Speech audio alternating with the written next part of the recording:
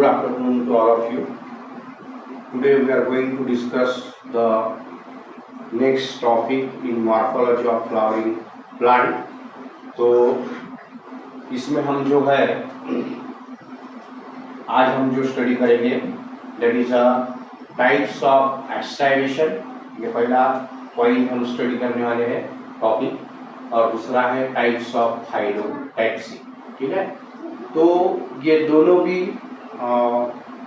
Topic जो है वो मॉर्फोलॉजी में बहुत ही इंटरेस्टिंग है। तो सबसे पहले हम ये जान लेते हैं कि एस्टाइवेशन और फाइलोटैक्सी की डेफिनेशन क्या है। तो पहले हम एस्टाइवेशन देखेंगे। तो ये एस्टाइवेशन एक टर्म कहाँ से रिलेटेड है, किस में आई, क्यों आई, कैसी आई। ठीक है, दैट इज इम्पोर्टेंट पॉइंट। तो हमने देखा कि फ्लावर जो होता है, फ्लावर में 4 फ्लोरल वर्ड होते हैं, calyx, Corolla, androecium and gynoecium. तो कैलिक्स और करोला जो है ये non essential, non reproductive and non fertile word of angiospermic flower, और एंड्रोशियम और गाइनोशियम जो है ये reproductive, fertile and essential word of angiospermic flower. तो हमने देखा नेचर में अगर हमने डिफरेंट फ्लोरल बर्ड या फ्लावर को यदि हमने ऑब्जर्व किया तो कैलिक्स और करोला या सेपल या पेटल, इनकी एक दूसरे के साथ में जो अरेंजमेंट रहती ये अलग अलग रहती है। जैसे 5 सेपल्स है मान लो या 5 पेटल्स है, तो वो एक दूसरे के साथ में डिफरेंट वे में अरेंज है। तो उस अरेंजमेंट का ही स्टडी करना, यानी उसको हम क्या बोलेंगे, that is called as aestivation. So the arrangement of sepal और petals in a floral bud is called as, उसको अपन क्या बोलेंगे, एस्टाइवेशन बोलेंगे। अब उनकी जो अरेंजमेंट है ये 5 वे में अपने को डिफरेंट फ्लावर में दिखती है। एक ऐसा भी दिख सकते हैं, 5 सेपल है, 1 2 3 4 5 इस वे से अरेंज रहेंगे, या 5 सेपल या पेटल इस वे से अरेंज रहेंगे, या 5 सेपल या पेटल इस वे से अरेंज रहेंगे, या 5 सेपल या पेटल जो है वो इस वे से अरेंज रहेंगे। तो depending on their arrangement there are various types of aestivation. ठीक है, तो पहला एस्टाइवेशन है यहाँ पर वेलवेट एस्टाइवेशन, दूसरा है ट्विस्टेड एस्टाइवेशन, तीसरा है इम्ब्रिकेट टाइप ऑफ एस्टाइवेशन, और चौथा क्या है, वेक्सिलरी टाइप ऑफ एस्टाइवेशन। यानी इसको हम फर्स्ट नंबर दे सकते हैं, दैट इज वेलवेट, इसको हम सेकंड नंबर देते हैं, इसको हम थर्ड नंबर देंगे, और इसको हम देंगे फोर्थ नंबर। ठीक है, तो ये 4 टाइप का एस्टाइवेशन आपको एनसीईआरटी या स्टेट बोर्ड की किताब में दिखेगा। ठीक है, तो एस्टाइवेशन के टर्म आप क्लियर हो गए। सेपल और पेटल की अरेंजमेंट इन ए फ्लोरल बर्ड यानी एस्टाइवेशन। ठीक है, अब एस्टाइवेशन के 4 टाइप हम बता रहे हैं, वेलवेट, ट्विस्टेड, इम्ब्रिकेट और वैक्सिलरी। ध्यान रखिएगा, वेलवेट, ट्विस्टेड, इम्ब्रिकेट और वैक्सिलरी। ठीक है, अब पहला देखते हैं हम वेलवेट।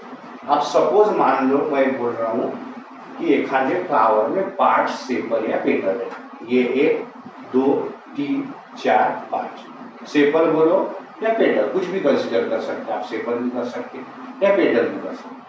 अब ये 5 सेपल या पेटल एक दूसरे से क्लोज है, लाई क्लोज टू वन अनदर, है ना। मतलब ये सेपल इसके एकदम नजदीक है, ये इसके नजदीक है, ये इसके नजदीक है, ये इसके नजदीक है, लेकिन उनके बीच में कहीं पर भी ओवरलैपिंग हो रही है क्या, नहीं हो रही है। तो ऐसे एस्टाइवेशन को हम क्या बोलेंगे, वेलवेट टाइप ऑफ एस्टाइवेशन। क्या बोलेंगे उसको अपन, valvate type of aestivation. So the type of aestivation, the type of estivation in which sepals or petals they lie very close to one another but do not overlap. So such kind of estivation is called as, इसको हम क्या बोलेंगे, velvet type of एस्टाइवेशन। इसको हम क्या बोल सकते हैं, वेलवेट टाइप ऑफ एस्टाइवेशन बोल सकते हैं। यानी यहाँ पर सेपल और पेटल्स ये एक दूसरे के एकदम क्लोज है, लेकिन वो एक दूसरे से कभी भी ओवरलैपिंग नहीं करते। तो ऐसे एस्टाइवेशन को हम क्या बोलते हैं, वेलवेट टाइप ऑफ एस्टाइवेशन। अब दूसरे टाइप का एस्टाइवेशन है that is called as twisted type of aestivation. Twisted type of aestivation में जैसा हम इसको 5 सेपल कंसीडर कर रहे हैं, 1 2 3 4 5, इनके बीच में ओवरलैपिंग है, इनके बीच में ओवरलैपिंग है। तो ओवरलैपिंग के वक्त क्या हो रहा, one margin of sepal is internal and another one margin of sepal is external. One is internal, other margin external. One is internal, other margin is external. One margin of sepal is internal, other margin of sepal is external. One margin of sepal is internal, other margin of sepal is external. Such kind of aspiration is called as, इसको अपन क्या बोलेंगे, twisted type of aspiration. So the type of aspiration in which sepals or petals they are overlap with one another, and at that overlap one margin of sepal is internal, other is external. Next one is also same, one margin is internal, other one is external. One margin is internal, other one is external.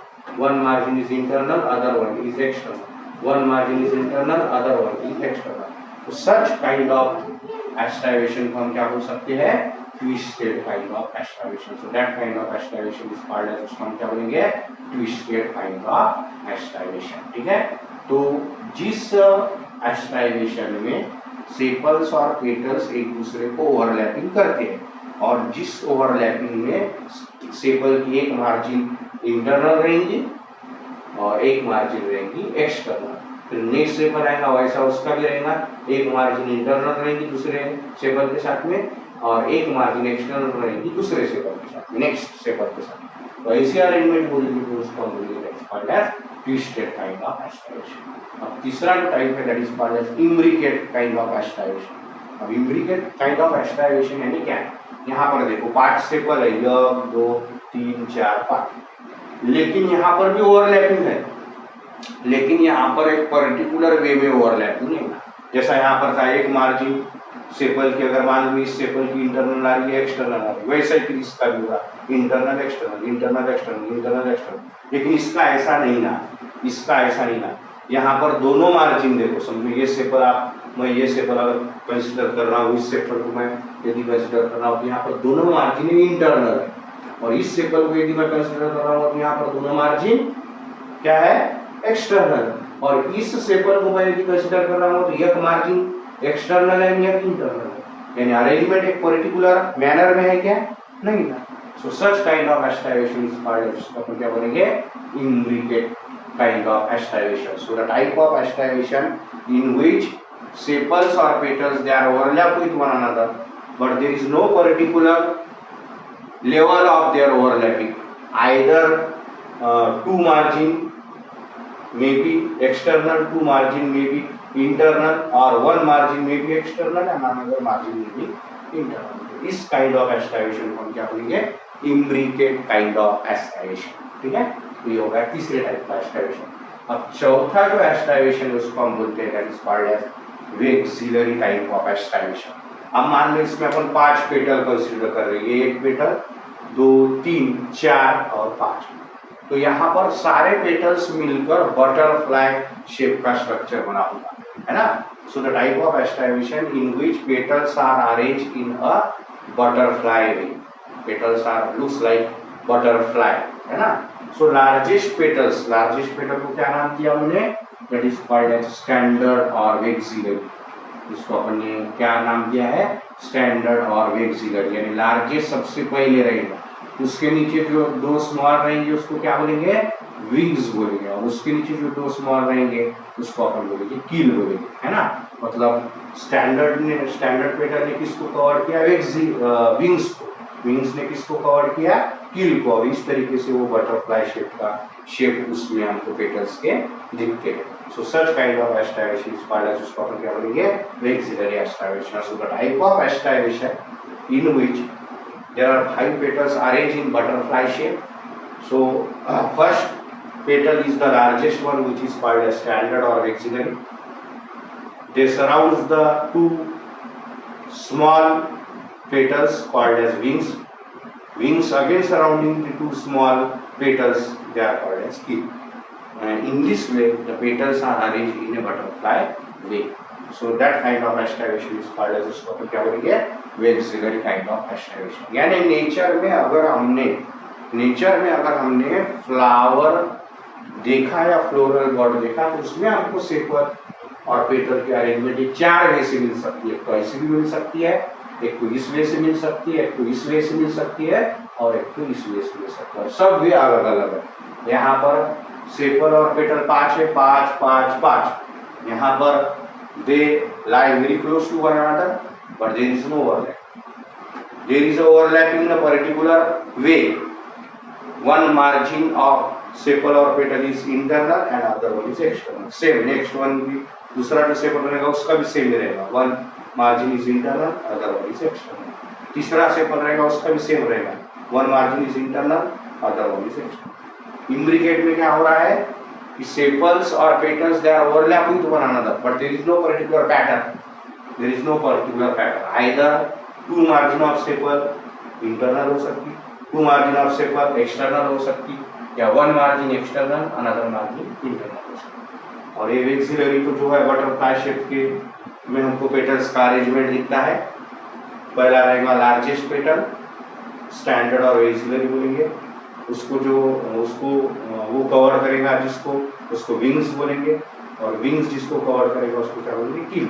ये 2 और ये 2 4 और ये 5 इस तरीके से अगर arrangement रहेगी उसको बोलते हैं अपन vexillary type of aestivation. This is with respect to the aestivation. Now next point है हमारा, that is a types of phyllotaxy, है ना। नेक्स्ट पॉइंट हम डिस्क्राइब करेंगे, that is called as types of हाइलोटैक्सी।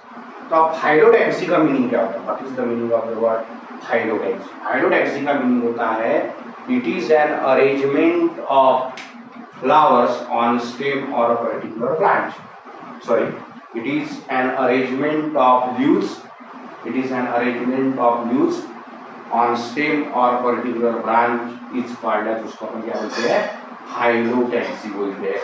That is called as phyllotaxy. So phyllotaxy की definition क्या है? An arrangement of leaves on stem or particular branch is called as, उसको हम क्या बोलते हैं, हाइलोटैक्सी बोलते हैं, है ना। उसको हम बोलते हैं हाइलोटैक्सी बोलते हैं। और हाइलोटैक्सी के 3 टाइप, एक बता रहे हैं हम अल्टरनेट हाइलोटैक्सी, एक हम बता रहे हैं that is called as opposite phyllotaxy, second को हम बोलते हैं अपोजिट हाइलोटैक्सी, और थर्ड को हम बोलते हैं that is called as whorl type of hylotaxy. So there are 3 types of hylotaxy. One is called as alternate hylotaxy, next one is called as opposite hylotaxy, and last one is called as, इसको क्या बोलेंगे, worl hylotaxy. अब ये 3 hylotaxy में क्या difference है? Suppose हम इसको स्टेम या एक ब्रांच कंसीडर कर रहे हैं, ठीक है। तो एक नोड से एक ही फ्लावर, सॉरी, एक नोड से एक ही लीव्स, एक लीफ अगर ओरिजिनेट होता होगा, मतलब एक नोड से अगर एक ही लीफ ओरिजिनेट हो रहा होगा इन अल्टरनेट वे, पहले इधर से आया, फिर इधर से आया, फिर इधर से आया, फिर इधर से आया, फिर इधर से आया, उस हाइलोटैक्सी को हम कौन सी हाइलोटैक्सी बोलेंगे?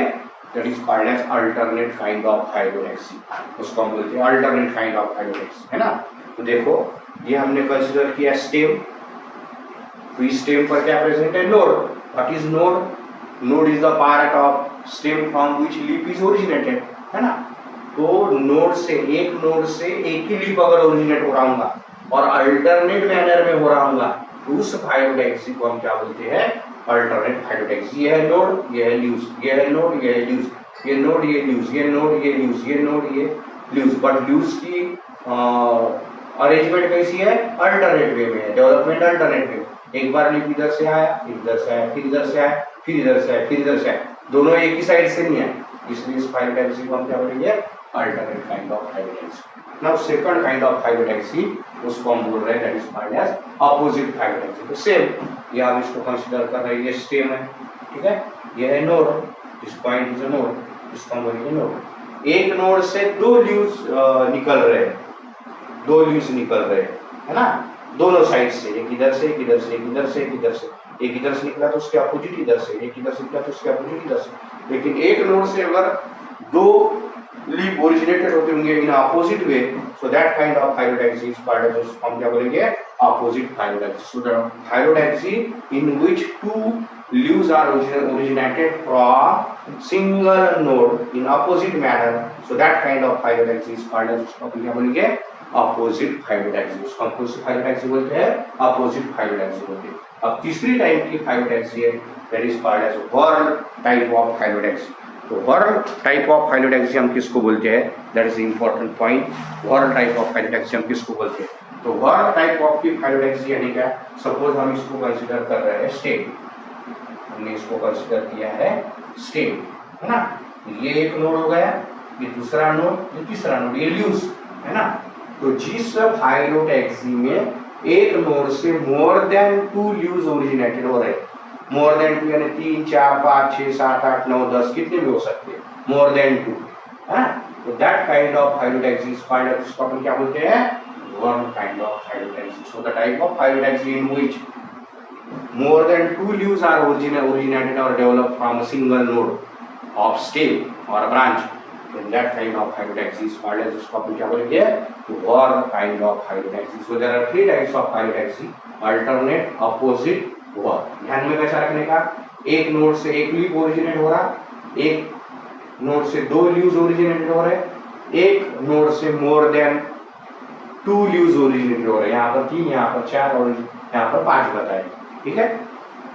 अब यहाँ पर जो लीव्स ओरिजिनेट हो रहे हैं वो कैसे ओरिजिनेटेड हो रहे हैं, अल्टरनेट, एक इधर से एक इधर से आए, एक इधर से एक इधर से, फिर इधर से. यहाँ पर अपोजिट, एक इधर से आने के बाद में उसी के अपोजिट इधर, इधर के आने के बाद में उसी के अपोजिट इधर, इधर के आने के बाद उसी के अपोजिट इधर. और यहाँ पर ऐसा कुछ नहीं ना, अल्टरनेट नहीं बोल सकते अपन, अपोजिट भी नहीं बोल सकते, लेकिन from single node there is a development और origination of more than 2 leaves, 3 4 5 और more than that also. So that kind of phyllotaxy is called as, उसको अपन क्या बोल रहे हैं, whorl kind of phyllotaxy. So there are 3 types of phyllotaxy, alternate, opposite and whorl. And there are 3 types of aspiration, valvate aspiration, twisted aspiration, imbricate aspiration and waxillary aspiration. तो ये बहुत ही interesting है और एनसीईआरटी और board की किताब में इसके डायग्राम्स भी दिए हुए हैं और इसके जहाँ पर भी एग्जाम्पल्स दिए होंगे तो एग्जाम्पल्स भी आपको स्टडी करना है. जैसा बोर्ड की किताब में आप देखेंगे कि उसके एग्जाम्पल्स दिए हुए हैं, एनसीईआरटी की किताब में आप उसके एग्जाम्पल्स दिए हुए हैं. जैसा वैल्वेट एस्टाइवेशन का एग्जाम्पल दिया है उन्होंने, धतूरा में दिया है, कैलिक्स ऑफ धतूरा, ठीक है. ट्विस्टेड एग्जाम्पल दिया उन्होंने, गरोला ऑफ चाइना रोज का एग्जाम्पल दिया उन्होंने. उसके बाद में इम्ब्रिगेट में कैसिया का एग्जाम्पल्स दिया है और एक्सिलरी में पाइसम सटाइवम वटाने का जो फ्लावर है उसका एग्जाम्पल्स दिया हुआ है. तो ये एग्जाम्पल्स आप देख सकते हैं, एग्जाम्पल्स आपको ध्यान में रखना है. जो भी एनसीईआरटी की किताब में और बोर्ड की किताब में एग्जाम्पल्स दिए होंगे वो आपको स्टडी करना है. तो ये आज अपने 2 पॉइंट कवर किए, एक टाइप्स ऑफ एस्टाइवेशन कवर किया और एक टाइप्स ऑफ फाइलोटैक्सी कवर किया. तो ये पॉइंट्स बहुत छोटे छोटे हैं लेकिन इसका बेसिक अंडरस्टैंडिंग हमको समझना बहुत इंपॉर्टेंट है, क्योंकि एक बार इसका बेसिक हमारा क्लियर हो गया तो फिर हमको पढ़ने में बहुत इंटरेस्ट आता है.